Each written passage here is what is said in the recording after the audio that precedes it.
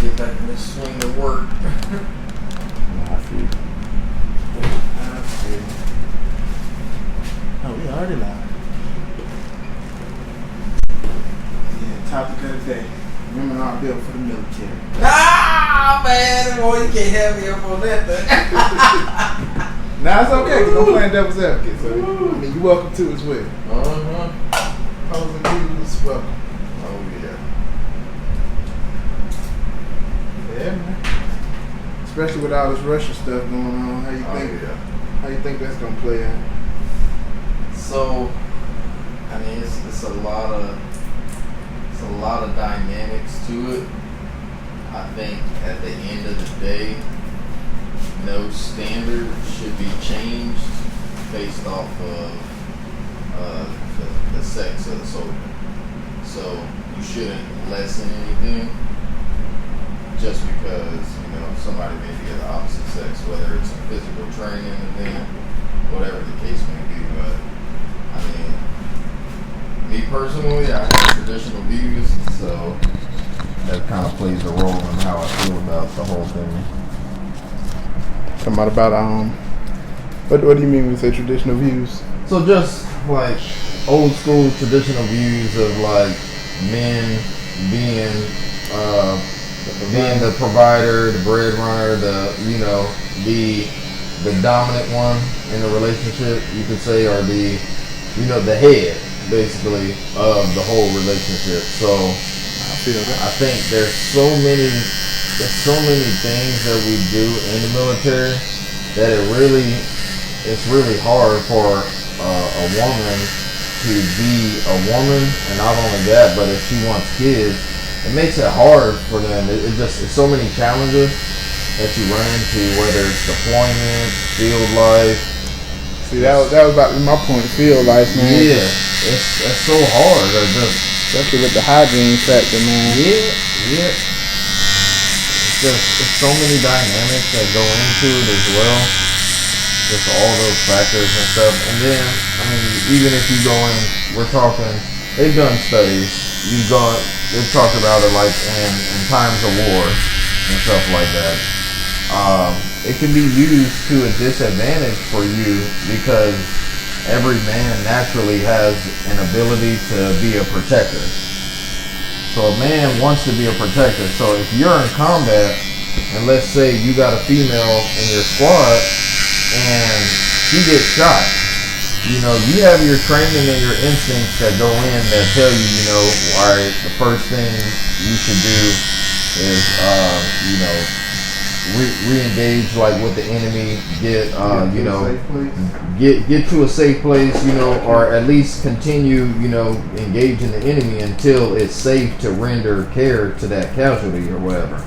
But as a man, when you're dealing with a woman, that can throw off those instincts or that training that you've had.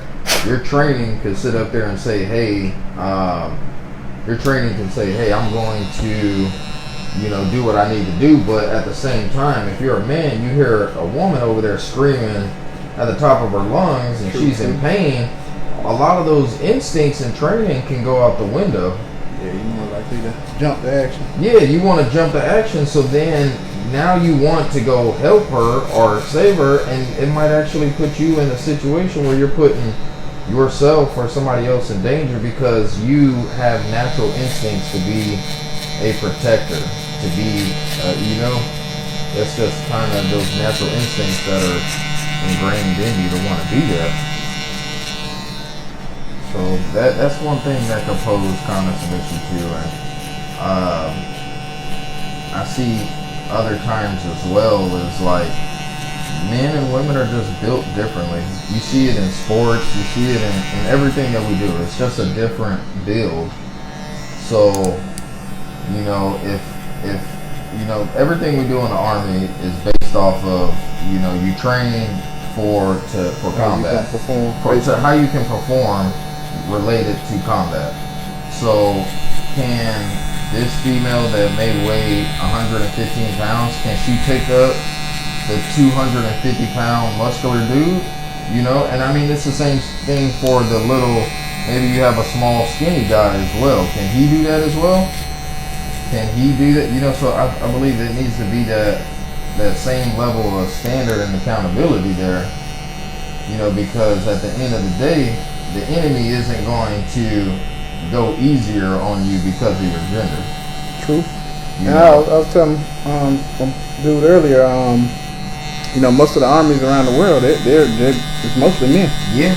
You know what I'm saying? They don't really have females in the army. Yeah. America is one of the only ones where we're really like inclusive. Yeah, inclusive there, but that brings up another point too. So I don't know. I know everybody in the States, every male, when you turned 18, you had to register yourself for the selective service. And what was that? That was if we go to a war and a draft gets initiated, you are in our registry to do that. But they haven't updated that. So now, you know, we have women in combat now, combat roles as well in the military, and it's okay. So are they going to update that as well for the selective service? And is America ready to see, you know, women of America dying in large numbers in combat based off of, you know, if there was a big gender equality? Yeah, you know. And if there was another war that popped off, and it was a big time war, you know, is America ready for that? To see your women getting sent home, you know, that could potentially die in this. It's about a good point. I didn't even think about the selective service angle. Yeah. Golly. Yeah, because you have selective service that right now, as far as from what I'm tracking, it's just every male that once you're 18, you have to make sure you're registered for that. So yeah, that's my big thing too. But I just know it's, you know, I have soldiers that I work with, and they have challenges, you know, whether they're married or whether they're single. A lot of times they're having to have a lot of flexibility with, hey, my daycare doesn't open at this time, I can't be here at this time, can you be flexible with me to allow me to go drop my kids off at this time and pick them up at this time, you know? So you as a leader are put in a position where you have to, you know, find the balance there. Yeah. And say, all right, do I be the harsh one that says, hey, this isn't for me to figure out, you figure it out? Or do you be flexible, but that ongoing flexibility does come at a cost, because that means that soldier is not where they're supposed to be when they're supposed to be there. It's interesting you brought up kids, man. I feel like too, that's one of the things that takes a lot of women out of the service. Yeah. Is when they have kids, because they realize, you know, that's when the nurturer in them comes alive, and they realize, you know, I can't continue to do this because, you know, I got babies to take care of. Yeah. You know, not to say that men can't nurture, because you know, I've been a stay-at-home dad most of my adult life, or work from home dad. Let's put it that way. Yeah. And you know, I've had to be put in that position to be the nurturer, but I do think women are better at it. Oh yeah. I would much rather prefer to go to work.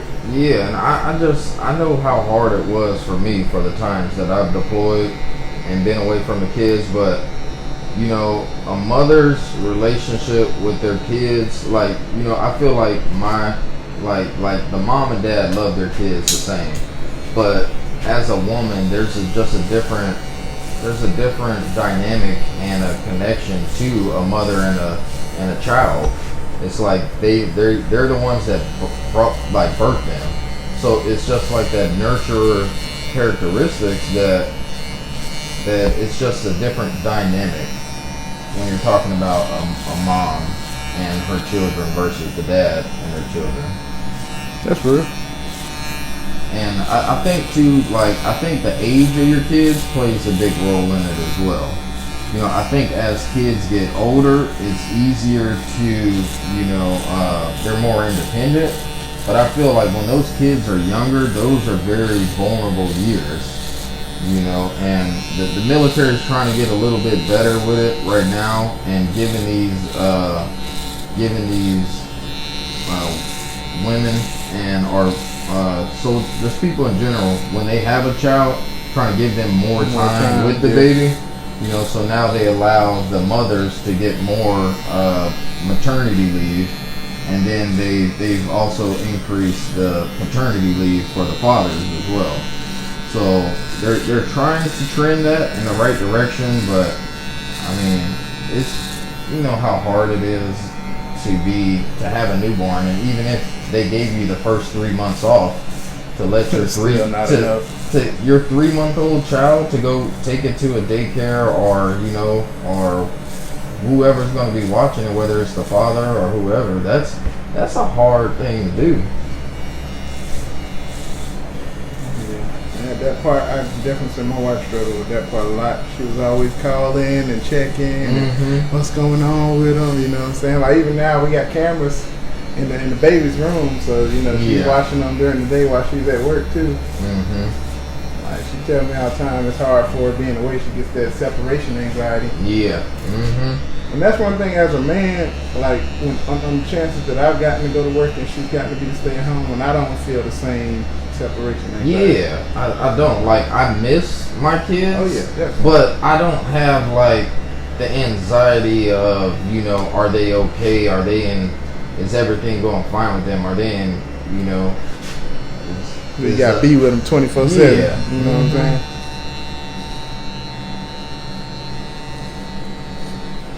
So that's just, and like I say, the direction that it's trending right now, you know, I've been in to where I've seen the full transition of, you know, now with everything fully open, where it's combat positions that are full, you know, so there's nothing that's in, you know, I've been in before where my entire unit was all males.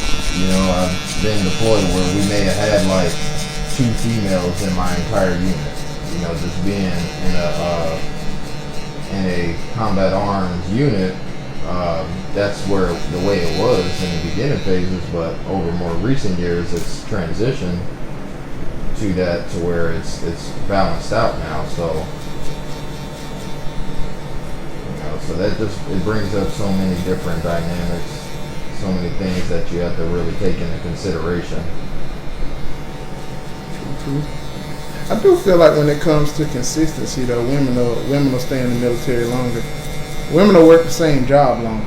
You know what I'm saying? A man, we I don't want to say we're more ambitious, but we pursue the opportunities. Yeah. You know what I'm saying?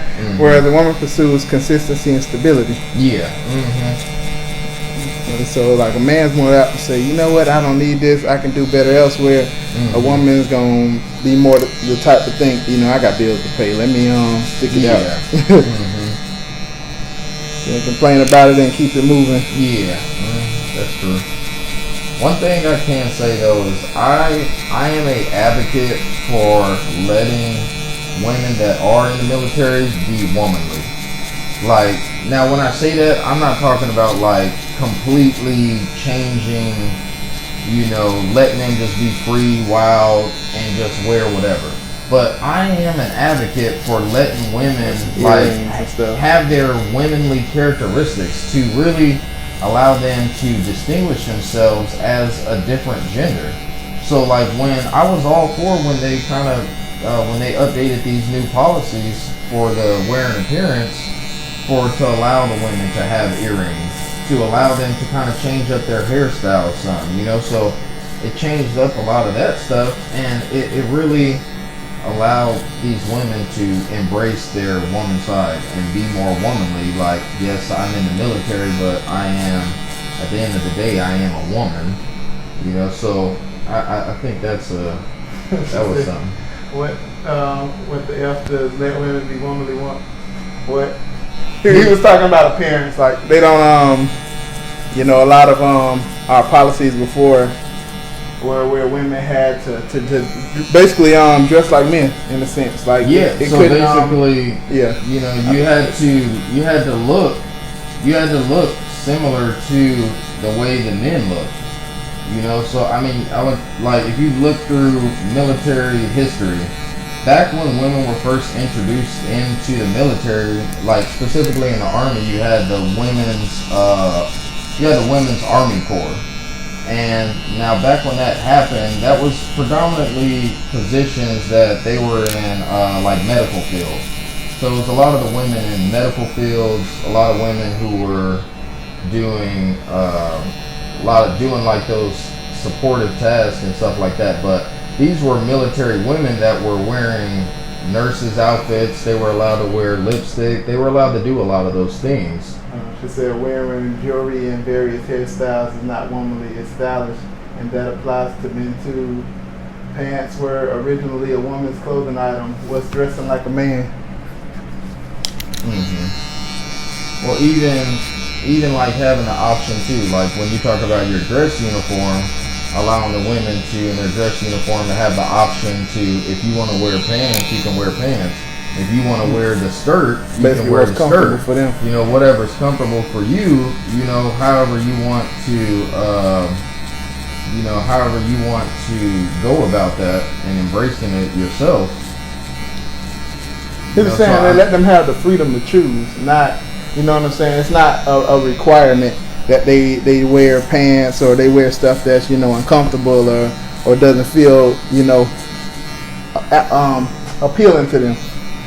Just saying they should have that freedom to choose when they're in uniform, but still, you know, have professional standards. Oh, what's up, Duff? Go ahead and chime in real quick. Oh, you keep talking about?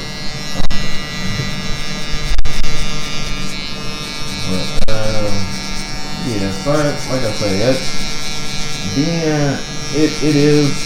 it's a different atmosphere kind of when you are in the military, and then you do have women that are womanly. I can't say, you know, or just when you're around dudes all day, and you know, guys being alpha males, rough, tough, and stuff like that, and then you just, let's say, the atmosphere changes when a female may come around, and let's say she just got on some perfume or something like that. It's one of them things that kind of, it just changes the vibe a little bit. True. You know, it's like different dynamics to it. It just kind of, yeah. It's kind of hard to explain, but it's just, it's a little bit different. You know, and it's not even saying that, oh, I'm attracted to this female or I want to be with this female. It's just like, a lot of times men and women can be built differently, and, you know, the things about them are things that, you know, that you kind of embrace, the things about them that are different.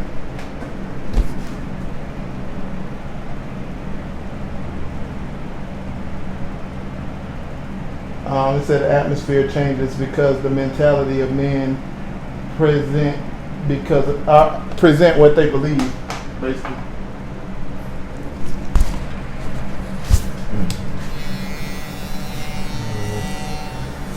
I'm saying basically like men believe that women are, you know, I guess. Are you trying to say that we believe they're weak? Oh, it's hard to explain because you don't understand your perspective for yourself. It's just a light argument, just for fun. I promise you, it's no sexism.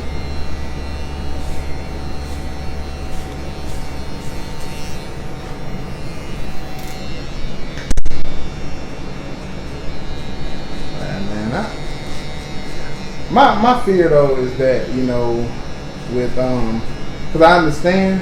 I can see it from both perspectives. So I understand why, you know, those rules and stuff were in place, that women should have to dress, you know, like basically we should all look the same. Yeah. Just like school uniforms, like, you know, you don't want kids being singled out or bullied. Yeah. It's kind of the same thing in the military. You want everybody to maintain a certain level of professionalism. Oh, yeah. And so when you start, you know, allowing, you know, women's uniforms to fit them a little differently than men's uniforms, part of me wonders if that's where all of the shark cases started happening, or were they really happening before, you know? like I said, I haven't like researched the history and found out whether sharp cases increased as the uniform standards, you know, changed, or if it's still the same, or if it decreased. You know what I'm saying? But me personally, from what I see, it seems like it's increasing more. But at the same time, I said we behave accordingly to our beliefs. What I'm saying is whatever men believe about women will not impact their behavior toward women, or will impact their behavior towards women. Sorry. And an environment where the policy is to dress uniformly, that doesn't stop bullying, sexual harassment, or gender-based violence. True. I mean, it's a mindset of the person that's doing it, but it does, at the same time, you know, it does kind of, how do I put it? It's like a speed bump. A speed bump is going to encourage a driver to slow down, but if the driver wants to speed and tear up their car, they're going to do it anyway, regardless of whether that speed bump is there. Yeah.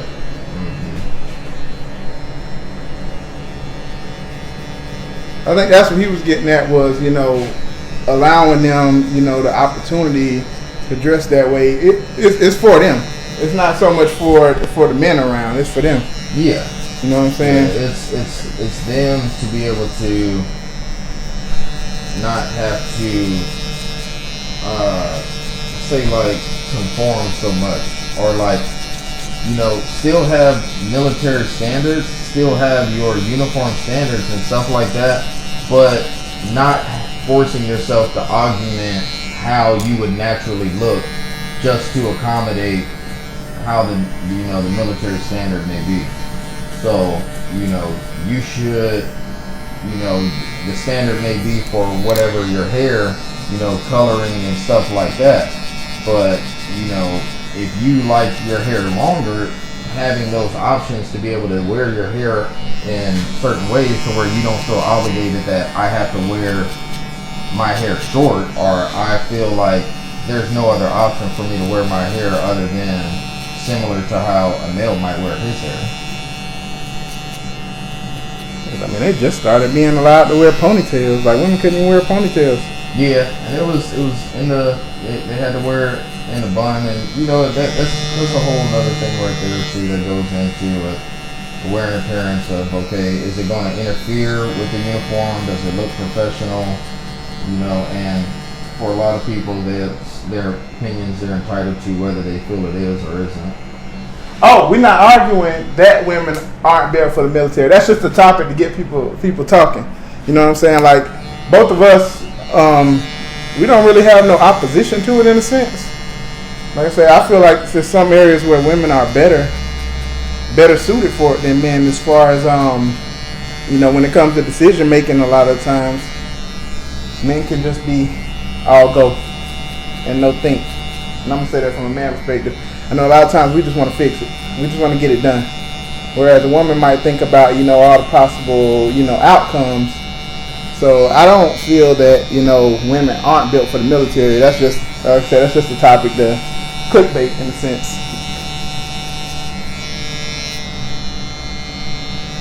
I said men aren't allowed to wear. We sure ain't. We can't have dreadlocks. Honestly, we can't have half the styles women have. Beard is the main beard. Yeah, if we have a beard, we got to be scruffy and untamed. So, yeah, it's honestly, I mean, I feel like we get the shorter end of the stick on that.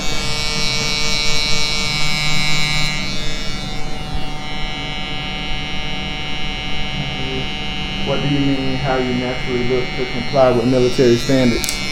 I think that was your topic. You said what? It said, what do you mean? How you naturally look to comply with military standards? Like, well, the example I was giving is for your hair or so and so forth. So let's say you have longer hair, but when it comes to being in the military, if you're longer hair, you feel like I have to cut my hair off in order to conform to these military standards. I don't think that, you know, that's where I agree, where they changed it to make it more accommodating, to where you don't feel like you have to change Like if you want to wear your hair long, you know, as a female, you know, and that's how you wear your hair outside of work. But you know, if everything about the military uniform forces you to chop your hair off, you know, then that's when I don't feel like that's okay. And before they did the ponytail thing, my wife used to put hers up in a bun, and it got to the point where her hair was too long to do that, so she had to cut it in a bob just to be in compliance. And, you know, that wasn't something she was happy about, but that was her job, so, you know, she did it.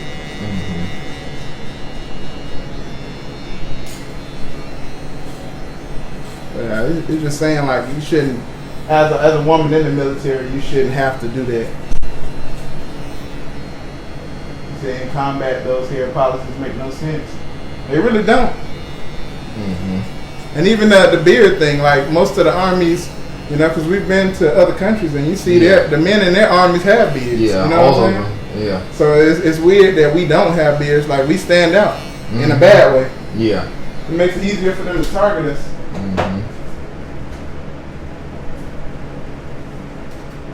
I can't wear color hair at my job, and I'm not in the military. That's just typical of organizations setting their company dress code policies. Yeah, and it's all based off of what they feel is considered professional.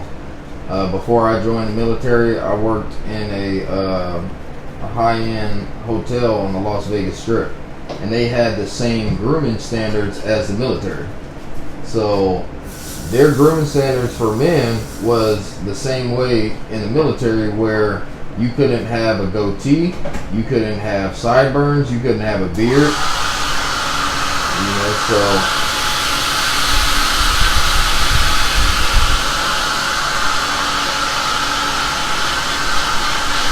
I mean, they do let us now. You can have, you know, a color as long as it's considered a natural color. yeah. But then people still abuse that privilege. Yeah, they do. You know, it'll say natural color that you can have is red, and somebody will go out here and get Like legit a red marker, or like maroon, and it's like, okay, that's not a natural hair color. So, you know, with everything that they do and they update, you're always going to have people that try to manipulate the system.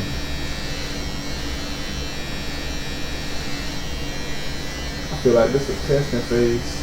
They're gonna end up making the policy strict again because of that.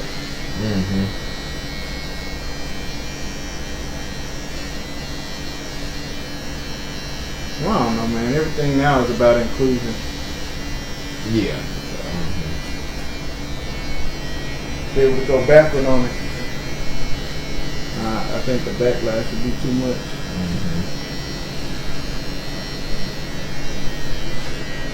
He said, right, she agreed. Oh, you got an I agree for once. Oh, man. They said the military can't be too picky these days. Man, they numbers so low. Yeah. And then they actually talking about putting people out for the COVID stuff now? Yeah. I mean, well, people that have been, if somebody's been in the military long enough to remember how it was when we were in the height of a time of war, there was so many waivers and so many things that they were giving people to allow them to come in. Like, they were like, hey, you got neck tats? Waiver. Hey, you got gold teeth? Waiver. Where? Hey, you got a, you know, they were like, hey, you got some charges? All right, let's do a little bit more digging into these charges and see what they is. And depending on what the charge is, we'll give you a waiver and still let you come in, you know, if you show that you can rehabilitate from it.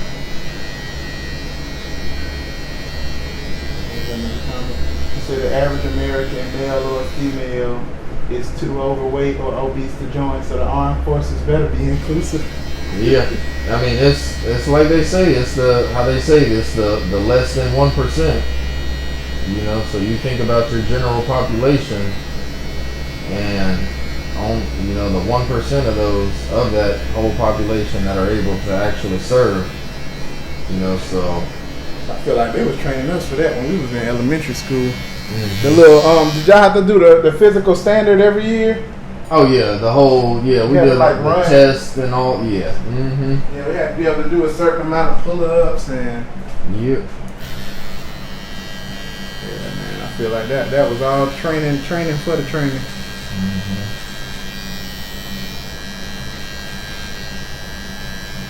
All right, my kids' schools don't do that anymore. You don't? I know my daughter was telling me that they do this thing now called like the PACE test, and it measures different, your physical fitness that they do.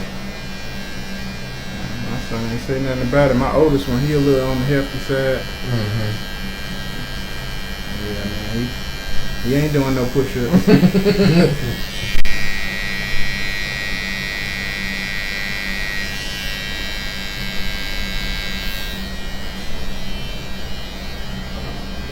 So that's because the newer administration realized that the previous restrictions were unreasonable. Having tattoos, piercings, etc. doesn't abridge intelligence, intellect, or capability. Mm-hmm. Now you're right. Even what is it? The BLC and MLC. It's MLC, right? For ranking up. Yeah. Yeah, BLC, ALC, SLC, NLCs, and all that stuff. Yeah, they all starting to go more like college curriculum, less like military field training. Yep. So, and the standard's definitely changing, man. I mean, honestly, it's about time because, the technology growing. Our enemies ain't getting stupider; they're getting smarter. Mm-hmm. And for us to still be trying to be the strongest, fittest army in the world, it's not doing us justice. Mm-hmm. Whole lot of muscle heads who can't do their job.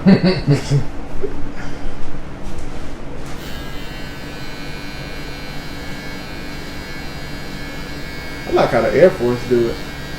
'Cause you get tested on your job. Oh yeah, on your your knowledge of your job. That's one thing too that's good. So every time you get promoted as well in the Air Force, you have to take you have to test out on your knowledge and proficiency within your field. The Army needs to do that. Mm-hmm. There's too many people in the Army that's PT studs that just, not saying that PT ain't important because it is, but there is people that one of the main factors in their success was that they were in extreme shape. And the problem is nobody does their job in the Army. Mm-hmm. Well, I ain't gonna say nobody. More times than not, you're sitting around twiddling your thumbs. Well, how the system is that you have a couple people that are really knowledgeable, and too much of the weight gets put on them, to where you have some people that aren't doing little to nothing at all, and then you've got these people that are great at what they're doing, and they're picking up so much slack. They're picking up way too much slack for others that aren't doing what they're supposed to be doing, and that's as a leader where you need to balance out that accountability and spread the load out and hold those people that aren't doing what they're supposed to be doing accountable, and and then lightening up the load kind of on those guys that are your superstars, because they'll get burnt out. They will get burnt out, but then the other issue that runs into it is when it's time for that person to leave, the organization falls apart because they relied on them too heavily. For real. I seen that too. My wife, they had her in a certain position and they wouldn't train anybody else for it. Mm-hmm. And then when it was time for her to PCS, nobody knew what to do. Yep. Nobody knew how to do her job, and then they didn't really give her the time to cross-train the next person. Yeah. Mm-hmm. It's like, what is she supposed to do in that situation? Yeah. I mean, she can't stay, got the PCS, and on the other hand, they left with nobody, but I felt like it was just poor planning. Mm-hmm. I mean, it wasn't really laziness on her replacement or the lower enlistments. It was like they wouldn't send them to training. Mm-hmm. Yeah.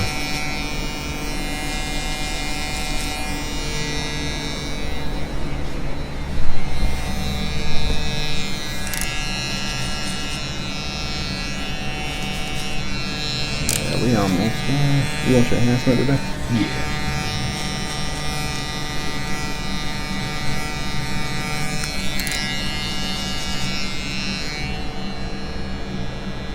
I said what you're describing is a widespread issue within many organizations.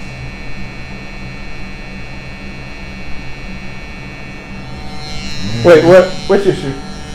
Conversation transitioned a few times.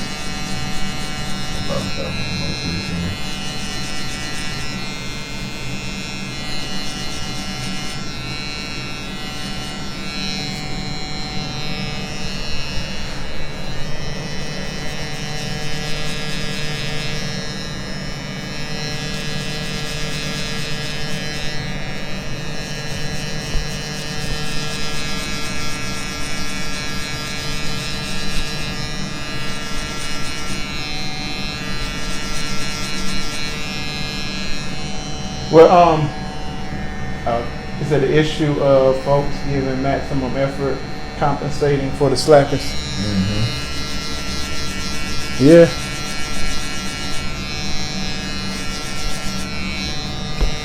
Yeah, I do agree with that.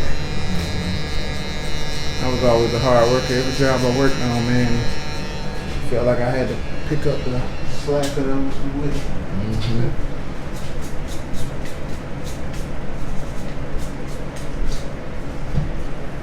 I don't know. That's just in some people. You know what I'm saying? Like Yeah, that that's just that. mentality. Exactly. They grind it out. It's just within people. Some people you can try to teach some stuff too, but sometimes it's just like, no, you got it or you don't have it. Really.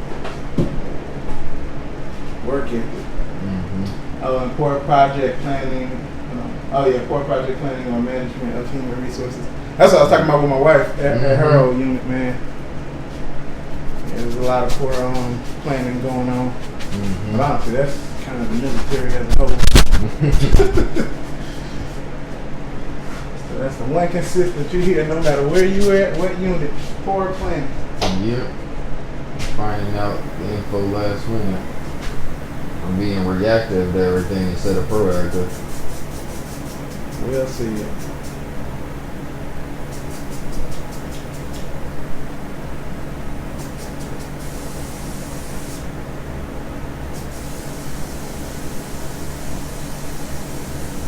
Found somewhere we can get some power and AC in here because I know it's hot.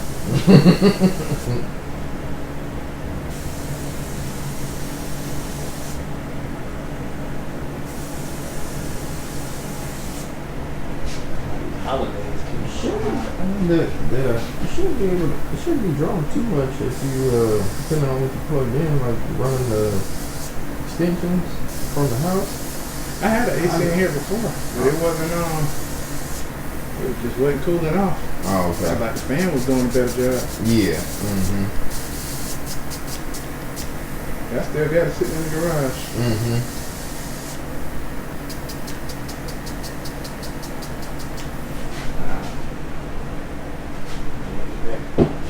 Alright guys, we signing off.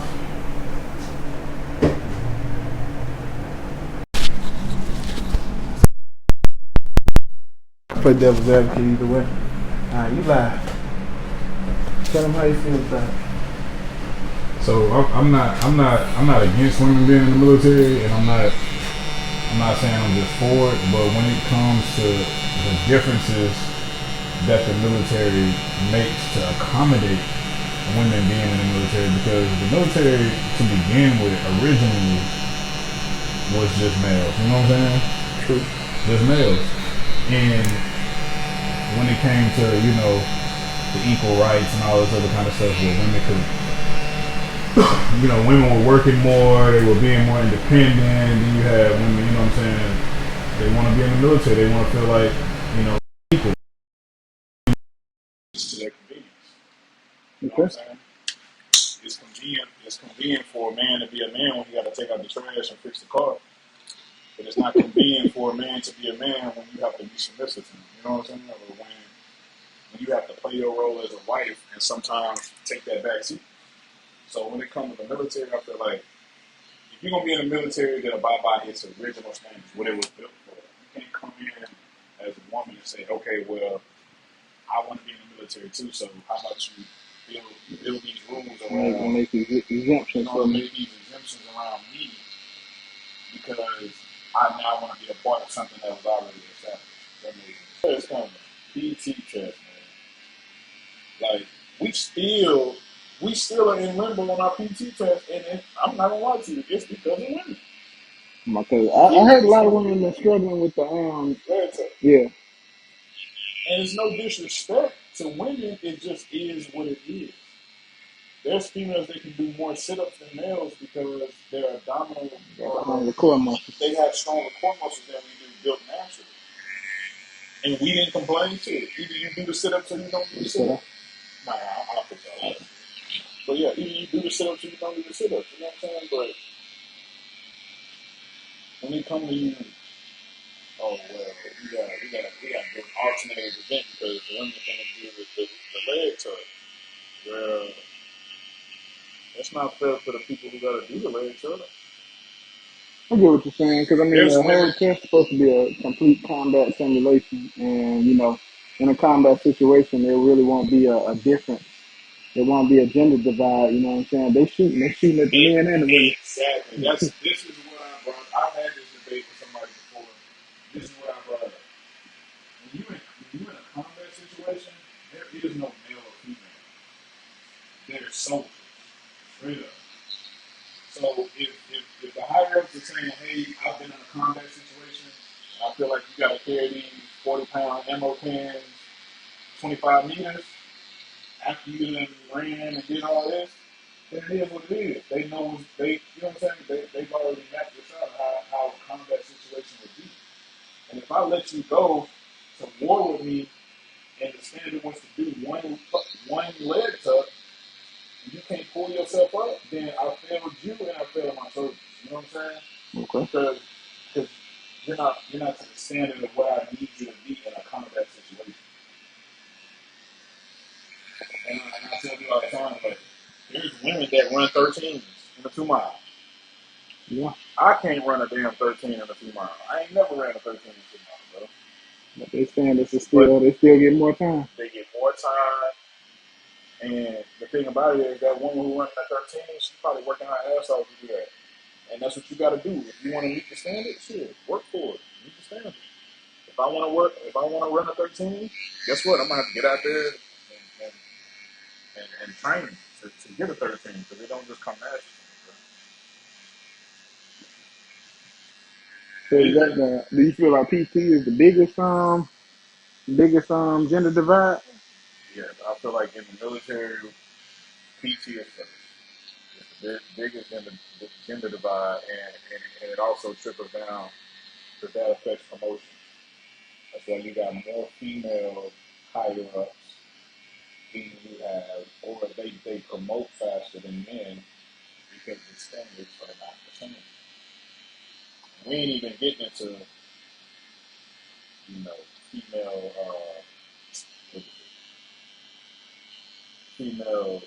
when they, you know what I'm saying? Like they have the upper hand just being a female, period, when it comes to male leadership. If that makes any sense. So, I mean, with that being said, wouldn't that be on the men though for giving them that preferential treatment? Yeah, of course. But you have women who I can't use I have no preferential treatment when it comes to a male. And you know we got most males in those leadership roles. So when it comes to women, they know they have that ability to you know what I'm saying, to swindle a man in that type of way. Because let's be honest, you got some men out there that stand up and be like, nah, this is what it is. Very far few. But there's very far few. The majority, they gonna take that bait every damn time. I know that's honestly that is more of an insult to us, you know, as men saying that we don't have the self control to dive on. But what is it to the military though? Like if I know you used to be a crack addict and you trying to not be a crack addict, am I gonna put crack around you? Or I'm gonna keep you away from it. Keep you away from it. Women, they basic instinct for a man to want a woman. They weaken the military in that aspect. Like If we had no women, the military would be, I don't know. It'll be a different military. Let me just say It's a progressive day and age. Yes, it'll be a different military. It'll definitely be different, but I don't think it'll be as different as you're thinking. I think it'll still be sharp, just in different ways. Yeah, exactly. You know, I see what you're saying, but that's another thing. That's way. That's like people don't want to talk about that situation. Yeah, we're gonna gloss over that. But, I ain't trying to get canceled before I get started good. But they would cancel your ass quick. But yeah, man, I feel like physical fitness is the major divide. Women aren't built for the military. I think that's a false statement. Okay. There's some women that are built for the military that can hold up the standard. That can, you know what I'm saying, have military bearing probably better than some men. But I feel like I don't agree with the standard having to accommodate for women being in the military. That makes any sense. That's why I feel it. Yeah, I can dig it. We got some viewers. Y'all feel free to chime in. Let us know what y'all think about the topic. It's in the description. Yeah, man, I try to stay partial to it, but I mean, I lean more toward. I do think women can be an asset, but I agree with you about the standards. They should be equal. Even if they lean more toward the female standard for the males as well, I still feel like as long as it's equal, that's There we go. That's the right way to do it.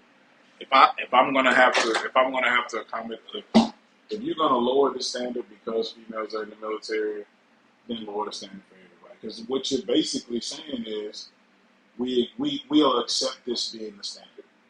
You know what I'm saying? With the new pizza test being that it is a combat simulation, I don't think the standard should be lowered because, like you say, it's a combat situation. There's no, oh, well, I don't want to do this or I can't do this. If bullets flying, you're doing what you need to do regardless. If you, and this is nothing against people who's disabled or who can't actually do stuff, but there should be no such thing as walkers. If you can't run, go ahead then and you can't run, bro. What am I gonna do with you in a combat situation if you cannot run? Oh, they can run. You hear them damn bullets flying when everybody you gonna run. You gonna run.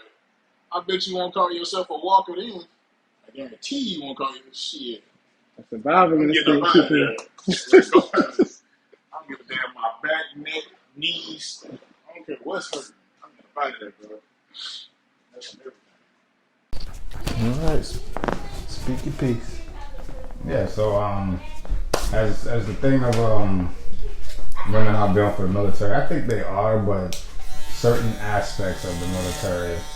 So like, let's say medical field, because in reality of it, women always go towards the easier fields.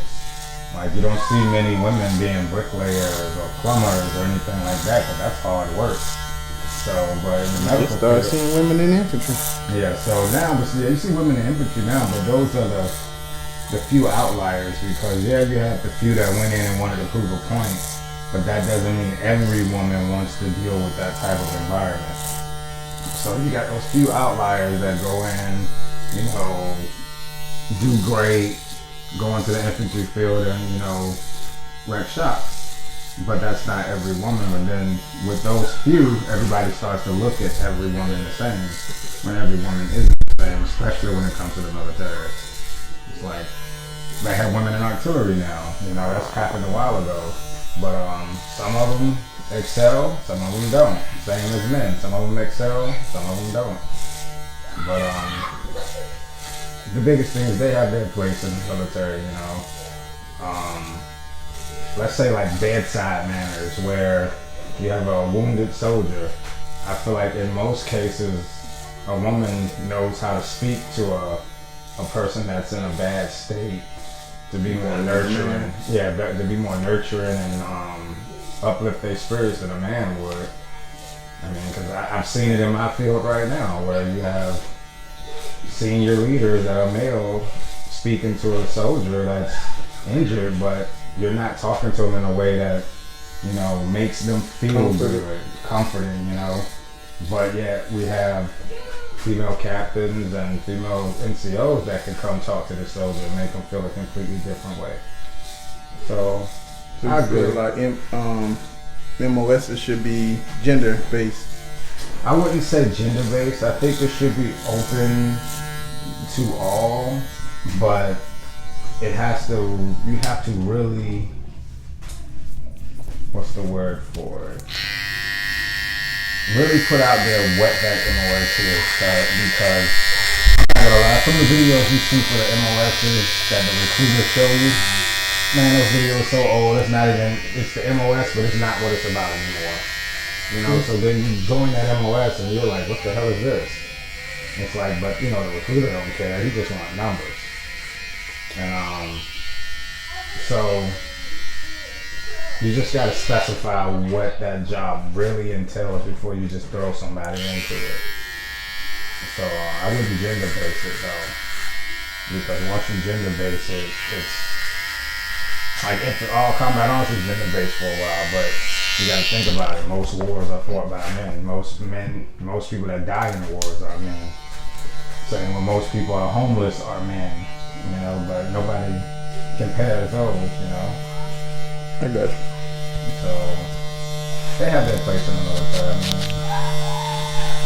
clerical work, healthcare, supply.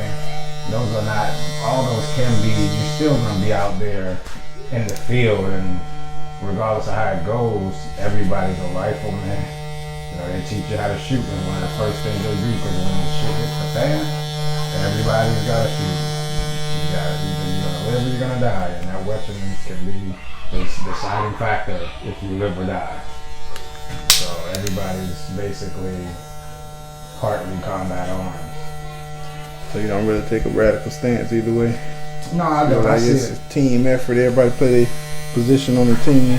Yeah, that's the big thing. Yeah, everybody has to play their part. The problem that comes into it is when people start saying your part is not important, it's my part. So, like, say for instance, infantry guys love to say, you know, oh, we out here, y'all got the poles and all that stuff. Well, those poles are the ones that make sure you get your fuel. Those poles are the ones that make sure you get your food. Those poles will make sure you get your bullets.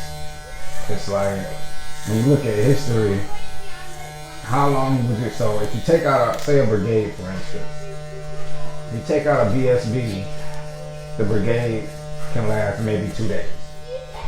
Now you think people have it hard now. Imagine being in the field with an enemy coming at you. You have no food, you have no water, you barely have any ammo. I'm wondering how long before these guys start to turn on each other and those primal instincts start to kick in.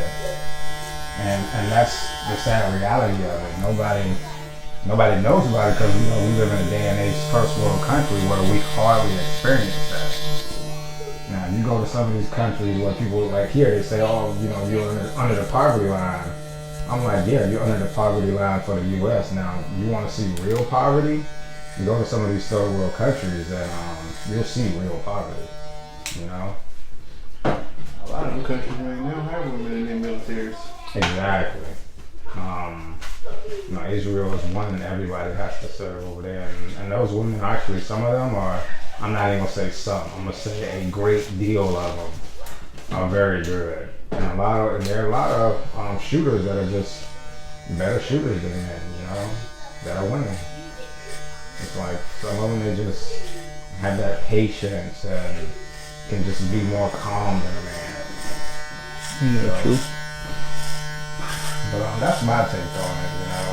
It's like they have their place and they're just like men have their place. They just don't devalue somebody else's place when you never, it's a lot of stuff that goes on behind the scenes logistics wise that allow you to do your job. I think my wife, man, she's much better. I tell her all the time she's better at the admin aspect of the Army than I am. She can remember every doggone, what you call it, the regulations, yeah, forms. she can remember all those regulations by heart.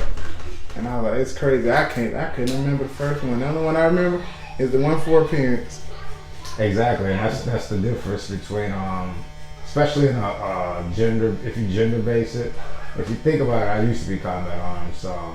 Most of the males, they will remember stuff like that, but it's never pertains to them. Pertains to them, one, and two, it's always for the negative though. It's never for the positive. It's like they can tell you how they can kick you out, how they can get you out for 15 for this, that, and the third, but they can't tell you how they can get you an award for this, or how they can praise you for this, you know, because they all think on the negative aspect. Same with counseling, you know, everybody always thinks, you see negative counseling is more than anything. It's like, you do know you can positively counsel a soldier as well. Give them a counseling saying, basically, hey, I'm counseling you on such a great job you've been doing with this right here, you know, and it's put it in the file, it shows. You feel like women are better at giving those more positive counselings? From what I've seen in the military, I think, from my experience, I can't speak from all, from what I've seen, I think it's a 50-50, but the problem with the military is that everybody gets busy. And once you get really busy, you tend to, you focus on what you need to focus on. So sometimes they'll just say, hey, great job, stuff like that, boom, keep it moving. But at least I've seen more women do that than men. Most men, it's like they're just gonna find something to complain about. I've had some great leaders though that weren't like that. That's where I got it from. But in the grand scheme of things, it's I get it. There's always room for improvement. But hey, you can praise this soldier on this right here. And well, it's kind of a by our nature thing. Men, our nature is to fix stuff. You know what I'm saying? So of course we see stuff from a critical perspective, that we're trying to fix it and make the organization better. Whereas women, they're nurturers by nature. So of course they're more apt to give you a pat on the back. Hey, you're doing a great job. You know what I'm saying? It's all right if this didn't go perfect. We can improve. You know what I'm saying? Yeah. Yeah. So that same aspect can, if men took that same aspect, that same route, you know, hey, you know, you did great on this, but we can do better in this area. A lot of times, there are a few male NCOs I've seen that went that route, that actually handled their counseling like that. But then I've seen a lot that just flip out on that one messed up piece, or that one piece that just didn't fit right or wasn't right. That flipping out about that is like, but what did he do right? So that soldier can know, hey, you did all this correct, but you really need to work on this. You just flipping out about this thing, and he's flushed it, now he's confused. And that's how they usually focus on any good. Exactly, can't focus. Sometimes they just shut down. And that's why I'm at that point in my career where you gotta really do something to make me like go off, because I'm more to pull you to the side and talk to you and break down right to where we're at, so you can hear what I'm saying, understand what I'm saying, then I can listen to what you're saying, because every conversation doesn't have to be a one-way conversation. True. And that's how some NCOs operate. Some of them operate where everything's one way. I say what I say and that's it. But when you go that route, sometimes you lose that soldier. You know, you'll get a product out of that soldier, but it won't be the best product from that soldier. It'll be enough to get by. So yeah, so many different leadership ways, but a lot of people fall into the same little pitfalls. Who do you think advances faster, career-wise, in the military, out of men and women? I'm gonna say from personal experience, from what I've seen, I'm gonna say when I was in combat arms, it was mostly men though. Men would progress faster because that's just the way it is, because it's mostly male-based in the West. Now, when you mix in, let's say, a BSB, when I was in the BSB, I'm gonna say I still saw males move up faster than females. Why do you think that is? Sometimes I think it just depends on the type of company you're in. So like the medic platoon, I saw that was kind of like an even base where they moved up, they progressed almost the same in the medic platoon. But in the transportation and the mechanic companies, you know, I saw the males move up faster than the females. when they're all doing the same job. Okay, I got you.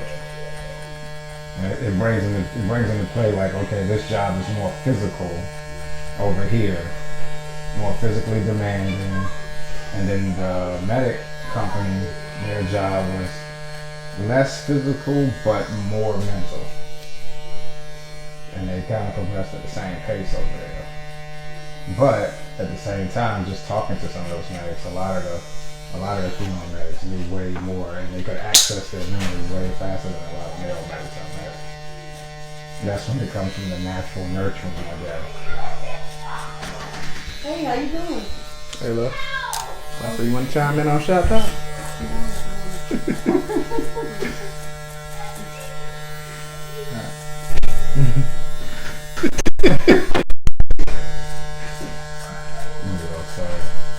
Yeah, but that's how I saw it when I was at the VSP. So I have it on basically I've been mostly Combat Arms, VSB, Engineer, and those are the most of the units I've been in. That's why I got my little experience I speak on with. So they say women are better at the mental, whereas men are better with the physical. Yeah. There's some women are both. Some women are great across the board, but I do too. Like it's the same with you look at college. You know, more women are enrolled in college, more women are getting degrees than men. And it's like I don't know the full detail of that, but it does make you wonder. It's like, you know, why aren't men going to college as much as You don't want to sit in class. I was thinking something like that too. You want to be hands-on. I guarantee you there's more men in trade school though. Correct, it is. It is. You're right. That's what it comes out to. Like it was like, you know, why aren't there as many bricklayers and women as men? Hey, that's a hands-on, heavy, dangerous trade. Same with carpentry, you know, construction, all those things. Cause it's like quick to say, you know, men just do that, but when it comes to you flip the coin and you look at the medical field, there's more women in the medical field. That's true. Know? Wow, they look at you sideways when you say you're a male nurse. Yeah, I've seen some people like same with lawyer. You know, it's like especially when you bring color into it, racism. Because I was just watching a video the other day. Well, the woman said, you know, she came into the courtroom. She was a lawyer, but she came into the courtroom with her suitcase, all her documents and stuff for disposition. And she comes in, and the recorder was like, when did the lawyers get here? She looked at her like, I am the lawyer. Like, who's just going to come in here with a briefcase and start filling out a ton of documents For no reason. For no reason, you know? It's nuts. So, but I think they have their place in the military just like we do. We just need to stop degrading each other's position because we feel like we do more. Yeah.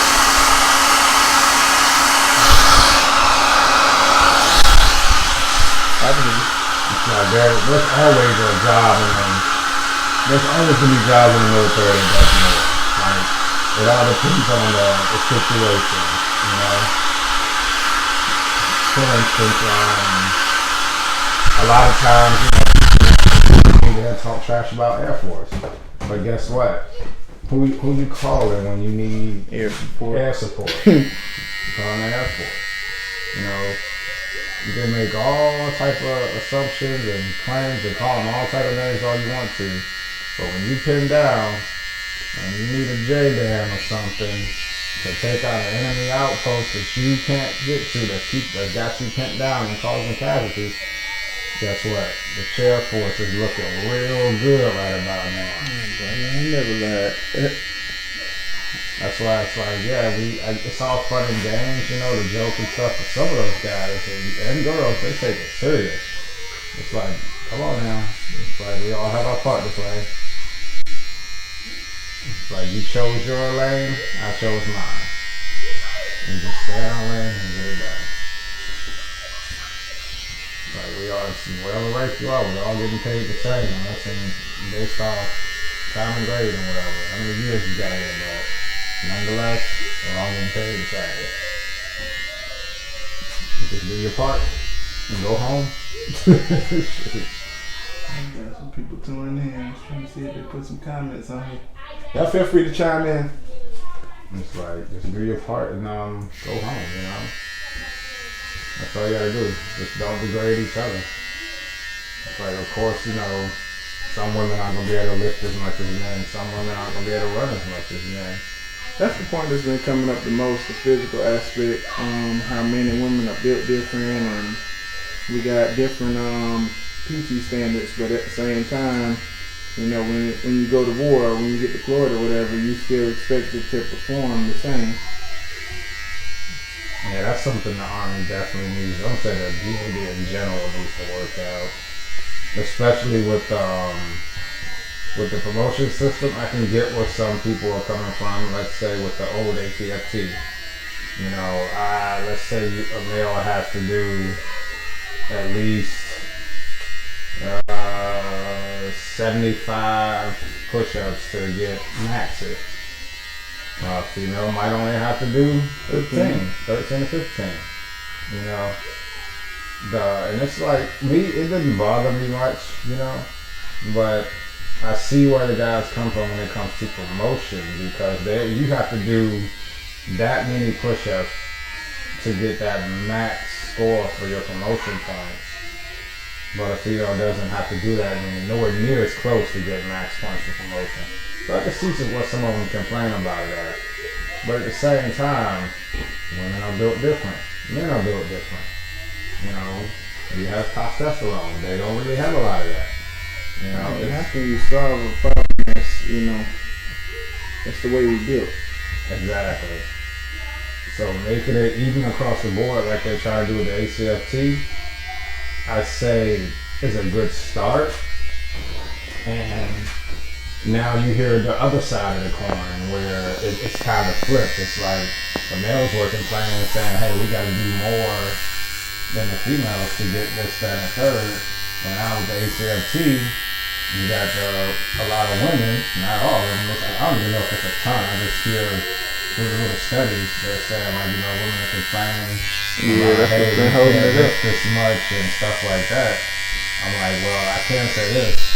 There's a lot of males that came in that couldn't lift that much either, but they ended up lifting it by getting in the gym, working out. And that's another thing that needs to change. With the ACFT, you have to strength train. The way that most units do PT in the morning, they still doing it like you're doing the old APFT. Hey, let's run every day. Well, guess what? Running ain't gonna help you with your deadlift. Running ain't gonna help you with your leg tuck.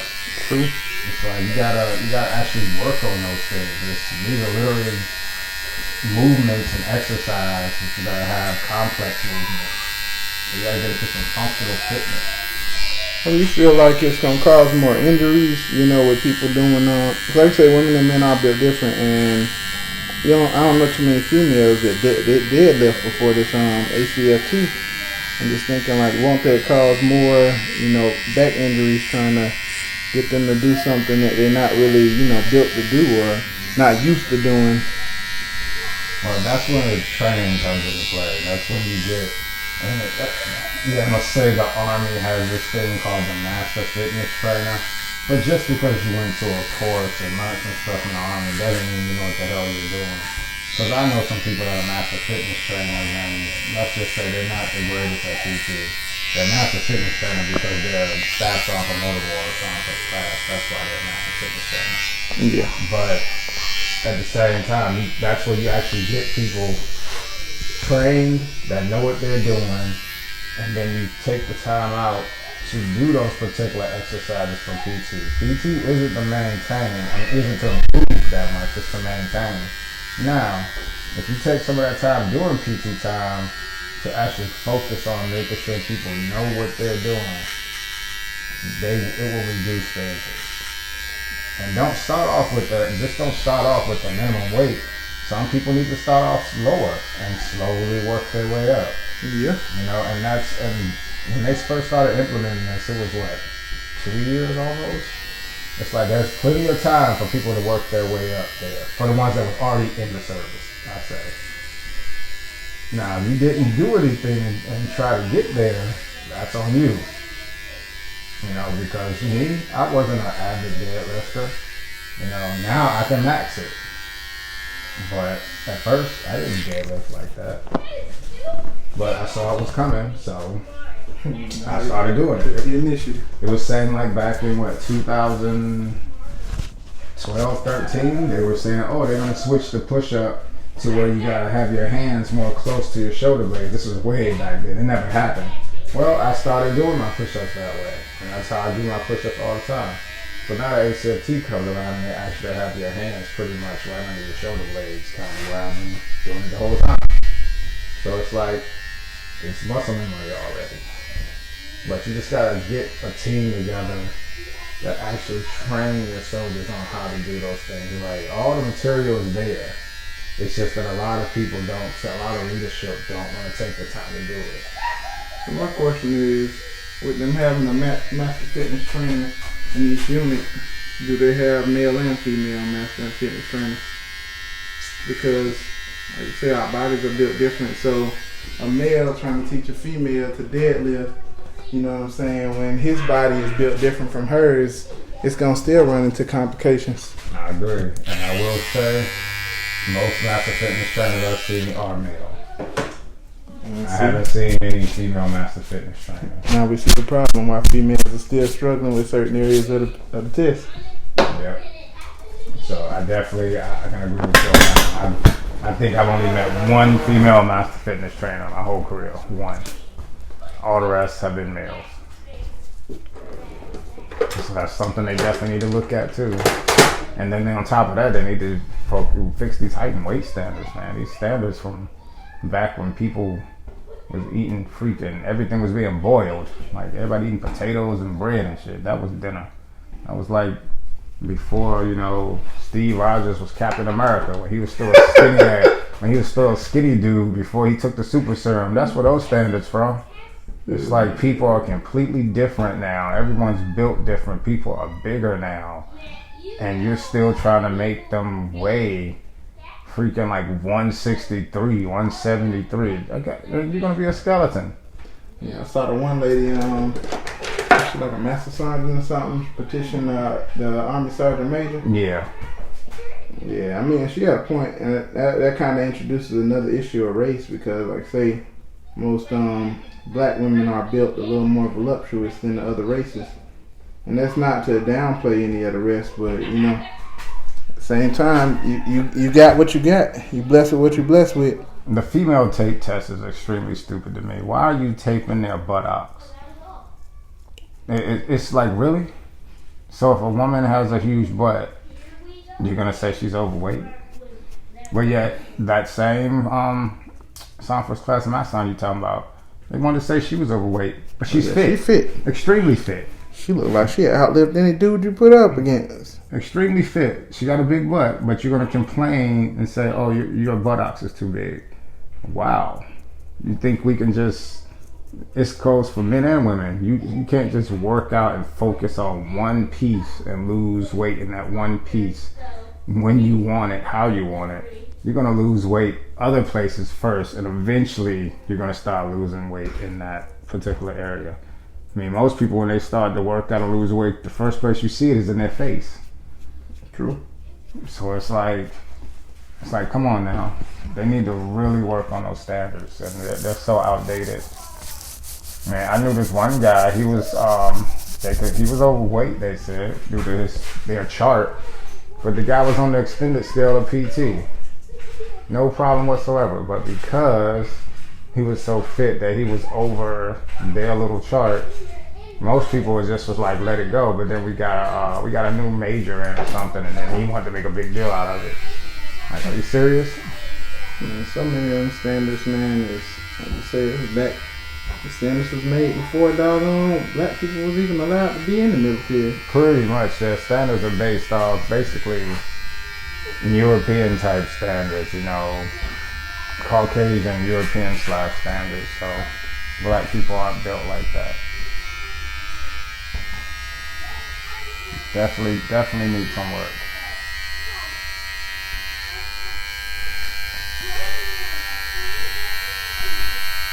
And the one thing I will say, it's been a lot more progressive lately. So I do feel like a lot of those changes will be coming soon. It sucks that it took this long, you know, in the military history to make these changes, but it's getting there. And then the fact that when they do these studies and stuff and they try to make these changes, it just irks me how it takes, like, you'll look at it, oh, we started doing this in 2020. Here it is, freaking 2030. Still ain't done. It's like, what's going on? You know, like, So what PT test, man? Yeah, it's like 2 years in the works. I make sure everything's straight. Yeah, they've been trying to change that PT test for the longest, but I mean, what killed with the ACFT, I personally feel the 2 mile run should go away. Oh, heck yeah. It should be like a 1 mile or 1.5, but somebody's ego won't let them let that 2 mile go. You know, they're gonna keep that 2 mile because I knew a lot of sergeant majors that was running like 12-minute 2 miles, and then when we started doing the ACFT, their 2 miles was up to like 16, 17. You know, and the thing is, like, yeah, you can run fast, but can you pull somebody out of a firefight?